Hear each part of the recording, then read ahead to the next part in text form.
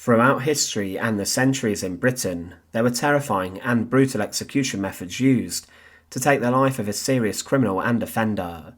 In London, methods such as hanging, drawing and quartering became commonly used at sites such as Tyburn, where also the Tyburn tree stood, a huge triangular gallows which could execute many people on at one time. But did you know that the British, while the English and the Scots, actually pioneered the use of the guillotine centuries before the French utilised it during the French Revolution? The guillotine, of course, was a beheading device used upon the French king and queen, Louis XVI and Marie Antoinette, and it would also take the heads of 17,000 people during the Reign of Terror following the Revolution. But what were these British guillotines, and were they successful? Welcome to the Fortress. To support our channel, please make sure to subscribe. One of the earliest beheading devices or machines was known as a Halifax Gibbet. This was installed in the town of Halifax in West Yorkshire in England, and it was an alternative execution method to using axe. The device was made up of an axe head fitted to the base of a heavy block that would pass through grooves in two wooden, 15 feet upright pieces of wood. A rope was attached to the block, and this ran over a pulley, which allowed it to be raised and then locked into place through the use of a pin. The block holding the axe was then released, and this would then fall onto the neck of a prisoner.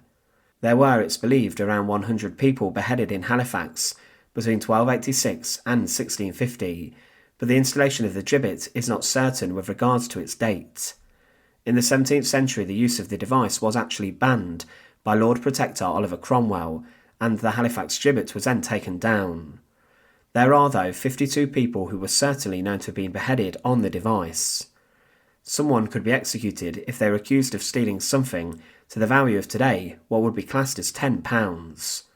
It was said that, if a felon be taken within their liberty or precincts of the said forest, as in the forest of Hardwick, either hang habend, caught with the stolen goods in his hand or in the act of stealing, backaband, caught carrying stolen goods on his back, or confessand, having confessed to the crime, cloth or any other commodity to the value of 13.5 pence, then they shall, after 3 market days or meeting days within the town of Halifax, after such his apprehension, and being condemned, he shall be taken to the gibbet, and there have his head cut from his body.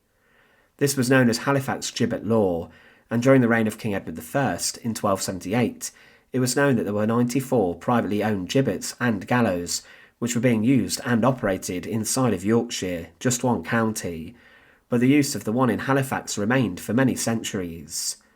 What would happen with this gibbet is that a prisoner would be condemned to death, and the days before his execution he would be locked in custody for 3 market days, and during these the condemned was displayed publicly in the stocks to show everyone what they had done.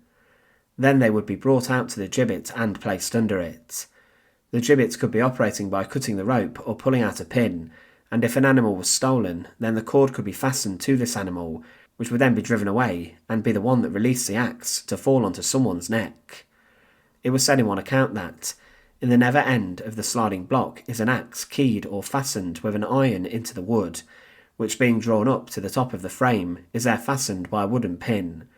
Unto the middest of the which pin also there is a long rope fastened that cometh down among the people, so that when the offender hath made his confession, and hath laid his neck over the nethermost block, every man there present doth either take hold of the rope, or putteth forth his arm so near to the same as he can get, in token that he is willing to see true justice executed, and pulling the pin out in this manner, the head block wherein the axe is fastened doth fall down with such violence, that if the neck of the transgressor was so big of that of a bull, it should be cut in sunder at a stroke, and roll from the body by a huge distance.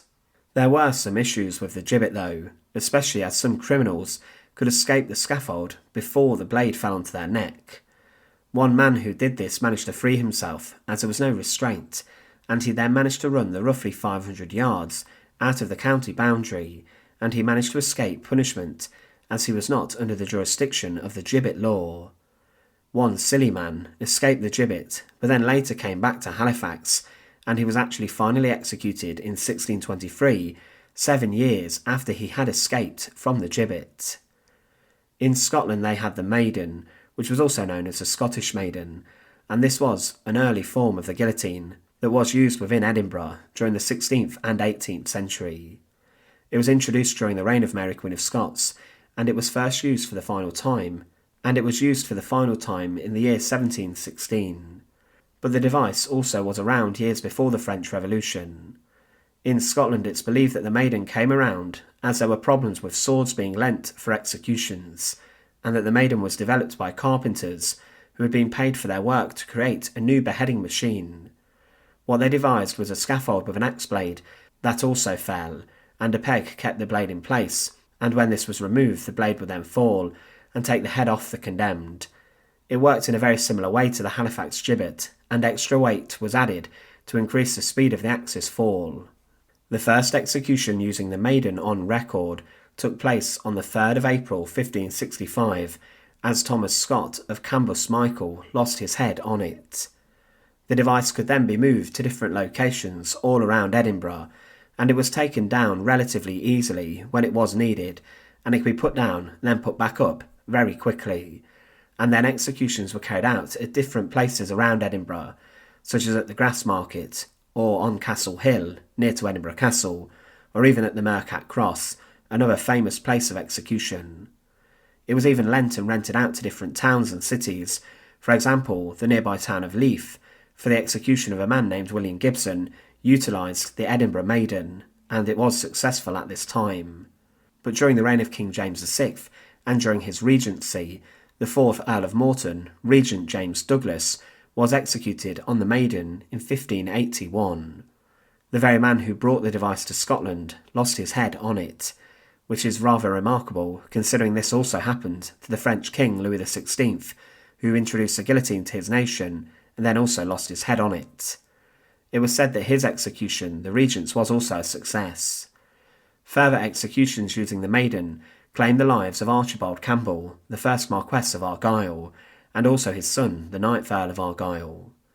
The final execution using the Scottish Maiden occurred on the 30th of June 1716, and this was of a man named John Hamilton, who allegedly murdered a publican or a pub owner during a big brawl.